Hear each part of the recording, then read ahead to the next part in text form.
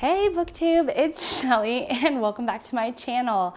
For all of you who are living in the Pacific Northwest, I am moving around. I feel your pain a little bit. It's very hot where I'm staying right now. And I know that it's super hot in the Pacific Northwest and really everywhere. So I hope everybody is staying cool and staying well hydrated. I'm drinking a ton of water. Yeah, so today we're going to be doing the Books and Life tag created by the Steve Donoghue here on YouTube. Steve Donoghue is an editor, a booktuber, a prolific reader. He recently mentioned that he had already read some 670 books this year so far. So he reads a ton. He has read basically the entire canon, I believe. Anyway, so he created this Books and Life tag and it really intrigued me. And so I wanted to do it. So let's go ahead and do the Books and Life tag. Okay, there are 10 prompts. On a scale of 1 to 10, 1 being a normal person and 10 being the late Harold Bloom, how much are books and reading a part of your life? I think right now I would rate my day-to-day books and reading life at a 5, just because I am reading consistently, and over the course of the month I do finish books, but I'm not reading as consistently or as much as I want. If I was reading more, I would definitely score myself a little bit higher, but right now, no, probably a 5. Yeah.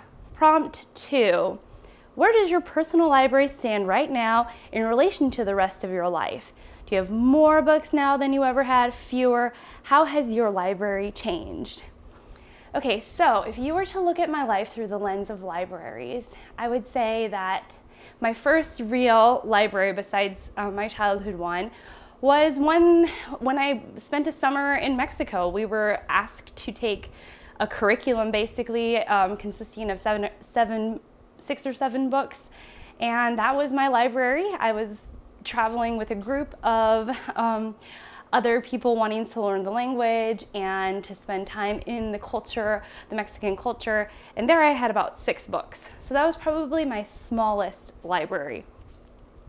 Then in my 20s, when I moved out for college, it was also pretty small. The first time my library really swelled was when I was working at the library. I had so much access to books, to buy books.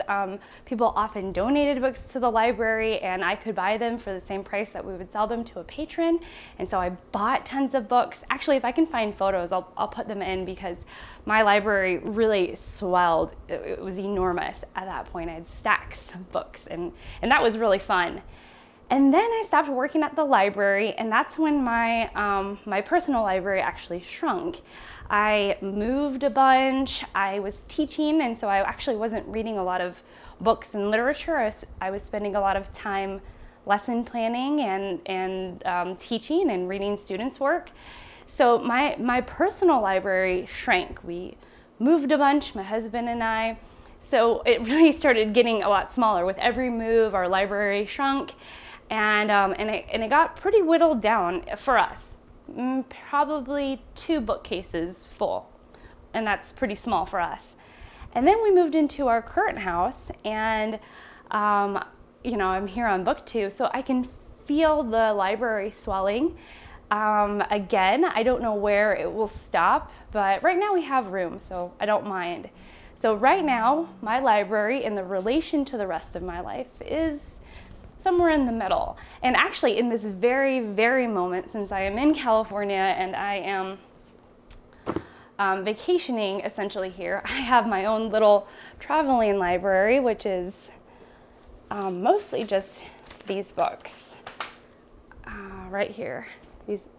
I think there's one in the other room and a kid's book that I bought.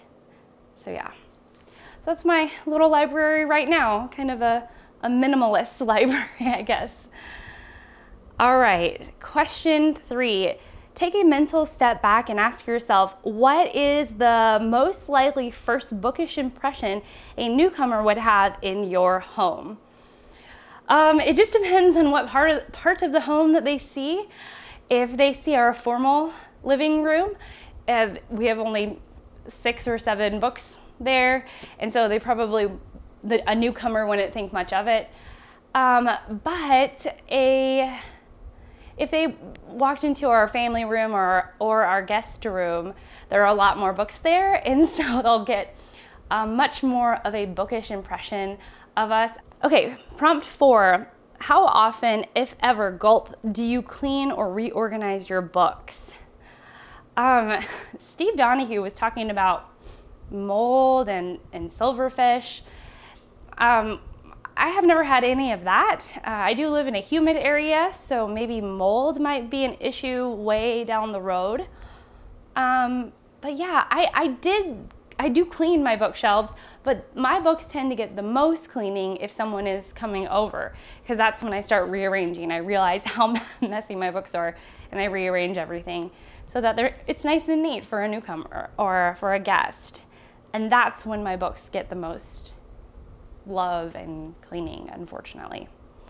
Okay, prompt 5. On average, how many books do you acquire in a given week? I acquire typically, less than 1. I am a huge fan and cheerleader of the libraries. So I spend a lot of time on my library's search engine system, and I'm constantly searching for books there, and I utilize that resource very often. So I tend not to buy that many books. However, I have been picking up books. I don't know if it's because of BookTube or vacation. I bought Alias Grace by Margaret Atwood, and I bought Graham Bass's Animalia. So yeah, those are the 2 books that I bought. So I feel like I'm acquiring more books right now, but in my normal life, I would usually buy a book a month on average. So, all right. Prompt 6, what song is your current earworm? Whenever I hear anyone talk about this question, because I've watched this tag a couple times, the first song that pops into mind is Good Day Sunshine. So yeah. Question 7, what percentage of your self-control do you retain in a well-stocked bookshop?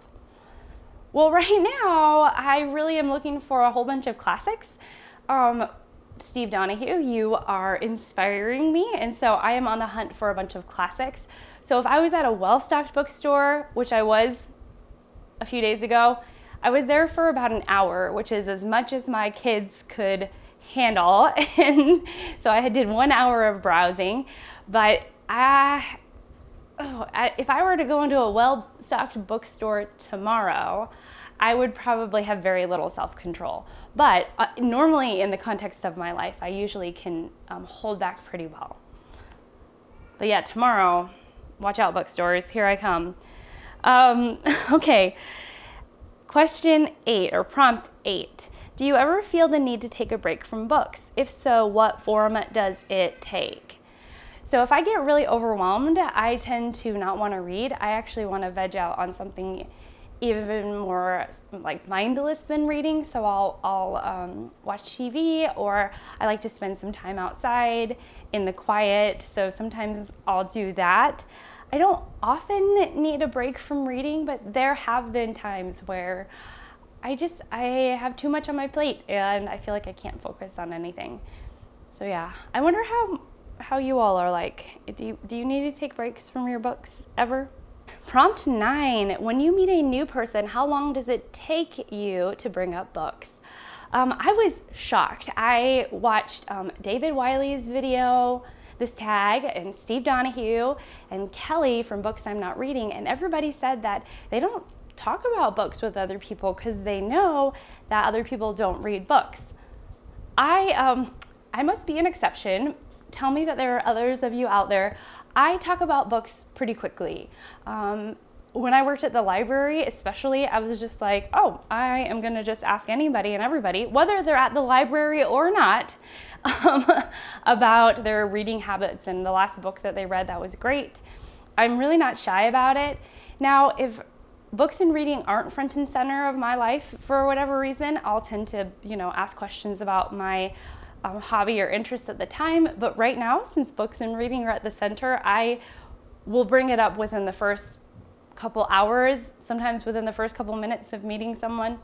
I'm just really curious, and I just don't have a problem asking people about their reading habits or, the last great book they read. So, yeah, I don't know, maybe I'm unusual. Tell me, please tell me. Prompt 10, have you given any thought, made any provisions for your personal library after you croak? Or I liked when Steve said, when you shuffle off this mortal coil.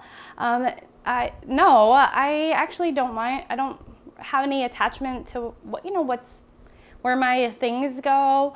I hope that my boys maybe take some books for themselves, or that maybe I'll leave a list for them of books that they would like to read throughout their lifetime, or books that I think that would do a life some good if they were read. But otherwise, no. For the objects themselves, not really. I hope. Oh, that scared me. Oh, my headphones dropped on the ground, but it just surprised me. Anyways, so yeah, no, I don't really have anything of note that I want done of my library. Words are hard today. Okay, the last prompt. Prompt 11, are you known among your friends and loved ones for your weird and probably unhealthy relationship with books? And since we are visiting lots of family, yes, they all know that I love books and that I am just a lover of reading and a cheerleader for reading. And yeah, that is my name in the family. That is my slot in the family right now. And it's lovely. I love it. I love talking about books, and I love being the aunt and the sister and the daughter that loves books. So yeah.